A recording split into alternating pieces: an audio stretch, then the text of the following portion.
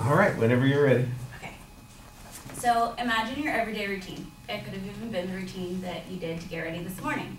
You probably woke up, brushed your teeth, took a shower, got dressed, and ate some breakfast, right? Now imagine that same routine, but imagine excruciating pain when you get out of bed. Imagine being not able to walk from your bed to the restroom to take a shower. And that button-up shirt you wear of yours, oh man, that's gonna take about 10 minutes because your hands can't stop shaking. The whole 10 of you here might not know what that feels like, but people with Parkinson's disease do. So today I'm going to discuss the benefits of increased funding for stem cell research for Parkinson's disease because it's a matter that's kind of personally close to me. So what exactly is stem cell research? The media has kind of given it like a bad name. It's kind of been saying like it's unnatural or people are trying to play God. But according to the National Institute of Health Resource for Stem Cell Research, stem cells are biological cells that can act as an internal repair system and divide essentially without limit. When they divide, each new cell has the potential either to remain a stem cell or become another type of cell with a more specialized function, like a muscle cell, a red blood cell, or even a brain cell. So there are two main types of stem cells. The first being embryonic cell, which is gathered through in vitro fertilization, or it's donated with the consent of the woman, and adult or somatic cells, which come from the place where the patient needs it most, like bone marrow, skeleton muscles, and blood. So starting in the 1960s, scientists and doctors found uses for stem cells through disease like immunodeficiencies and heart disease, and from there, with research, they have been able to treat multitudes of other diseases such as Alzheimer's, leukemia, MS, and spinal cord injuries. So many of you may not know what Parkinson's disease is, but if you've ever seen the movie Love and Other Drugs, it's the disease that Anne Hathaway has. It's a disorder of the brain that leads to tremors and difficulty with walking, movement, coordination, and it's not subjective to either age or gender. It occurs when nerve cells in the brain that make dopamine are slowly destroyed, and without that dopamine, nerve cells in that part of the brain can't send messages to the other parts of your body, which begin to affect your motor skills, and then later on, it becomes worse. Most often, Parkinson's develops after the age of 50, and it is one of the most common nervous system disorders of the elderly, with approximately 50,000 Americans being diagnosed a year. So even though the full count is kind of near impossible to get because many with early symptoms of Parkinson's assume that their symptoms are often the result of normal aging and they do not seek help from healthcare providers, but it may be in around 3 in every 100 persons has Parkinson's, over the age of 65, sorry. Some symptoms of Parkinson's include difficulty swallowing, movement, problems with shaking or tremors, confusion, dementia, depression, and memory loss, among lots of others. And some famous celebrities who you may or may not have known that have Parkinson's are Michael J. Fox and Muhammad Ali. So the reason why Parkinson's is close to me is because my paternal grandfather has Parkinson's, which means that my father, my brother, and many of my family members and myself could one day get it. So what is the policy of stem cell research currently? According to the LA Times, stem cell research has been largely forbidden in the early 2000s because of a law that President Bush passed in 2001, which limited the use of funding from the National Institute of Health and other government agencies to a handful of cells created with private money before August of 2001. He passed this law so that taxpayers would not have to pay to sacrifice embryos, and it was viewed by social conservatives as equivalent to murder. But in 2009, Obama gave an executive order which overturned the Bush policies law and authorized the National Institute of Health to establish new policies and procedures under which federal funds could be used for stem cell research. So currently, the only treatment for Parkinson's patients is to control their symptoms with a long list of medications and lifestyle suggestions from doctors. There is no actual cure or solution yet. But with stem cell research, there's hope for relief of symptoms and new medicines for Parkinson's patients. Scientists have used embryonic stem cells to cultivate, and their goal is to replace the dead dopamine cells in the brain with new ones. And if the transplants are successful, the new cells would make enough dopamine to alleviate symptoms. There have already been tests done using the strategy but with adult cells, one of which was conducted at UCLA and published in 2009. The lead author, Dr. Michael Levesque, stated that it was the first successful adult neural stem cell transplantation to reverse the effects of Parkinson's disease and demonstrated the long-term safety and therapeutic effects of this approach. Because of this study, for 5 years following the experiment, the patient's motor skills improved by over 80% for at least 36 months, and the patient's own stem cells were used, which provided a safe and effective therapy for the patient without problems of rejection or tumors. Also, just last year, at the University of Edinburgh, researchers generated stem cells from one of the most rapidly progressing forms of the disease.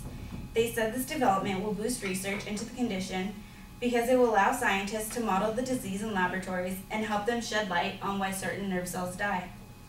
They generated brain nerve cells affected by the disease and explained that it will make it easier to monitor the effectiveness of any drug that could slow or halt progress of the condition, and the aim is to find drugs that can prevent the death of these new cells.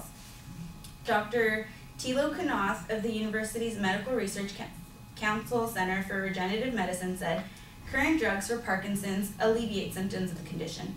Modeling the disease in a dish with the real Parkinson's neurons enables us to test drugs that may halt or reverse the condition and opens a new area to discover these disease-modifying drugs."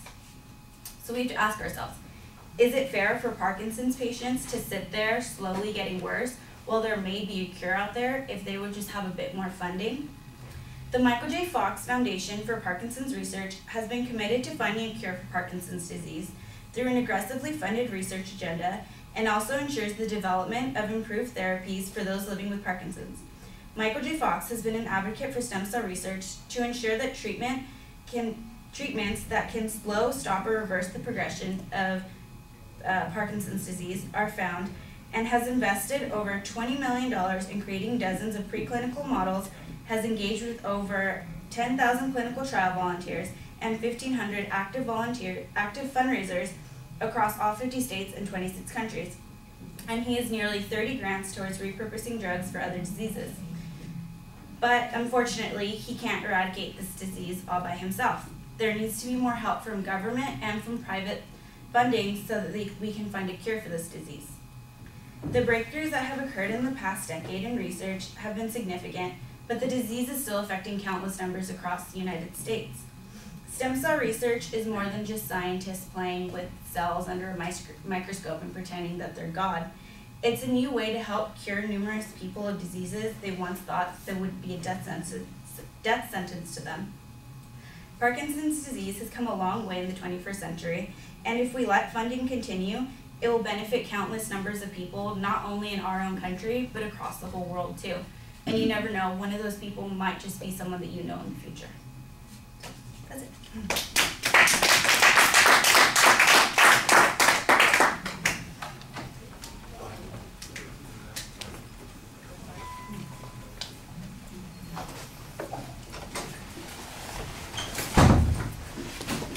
Sorry, I have a Friday class here, and I think I left my folder. Do you mind? Yeah, go ahead and check. That's fine.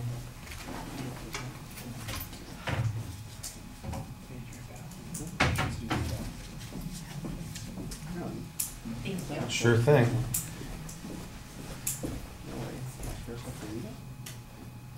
Your instructor might have found it and turned it in. Have you checked the Humanities Division office? Oh, no, not there. I was going to look at Parkinson's Okay. office. Ask there first. They might know. Okay, thank you.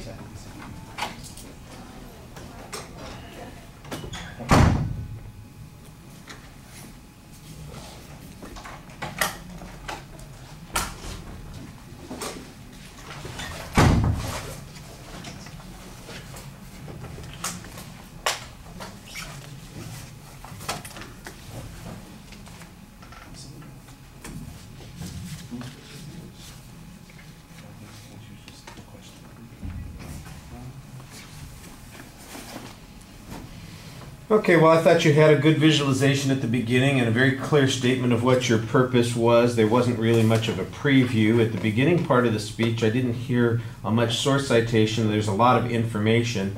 The main problem that I see with the speech is it's very heavy in the nature of being an informative speech. The controversy seems to be at the beginning that you're suggesting is over whether or not stem cell research is accepted. And you talk about it being demonized by the media. That seems to me very far from the way I have seen it presented. So I'm not exactly sure what, maybe 14 years ago there was an issue about this, but in the last, I mean, we've had elections on it. People have voted for it. California's spending money on this stuff. There's all this scientific research that you talked about, these breakthroughs that are coming through, and they're all breathlessly reported on. So I'm not exactly sure that there is some hidden well of hatred toward stem cell research that's preventing it from moving forward. At the end, it sounds like you are advocating that we need more funding. I think you needed to spend a little bit more time showing that there was a shortage of funding for stem cell research, particularly for Parkinson's. I think you do a nice job showing that there is potential for breakthrough. You've got some good examples, some nice emotional ways of building that. I thought you were citing the evidence much better in the second half of the speech than in the first. On the presentation, I think you're doing a very solid job for the most part. Generally, your eye contact is solid. I think your posture is a little bit awkward at the beginning. You've got your legs crossed, and you kind of do that a couple of times during the presentation, and it just looks like you're unbalanced. You had to give us that coda, that's it statement again, and here we are at the end of the term, and I've hit you 100 times over for those types of things, so people stop doing that, and it's Edinburgh. All right, thank you.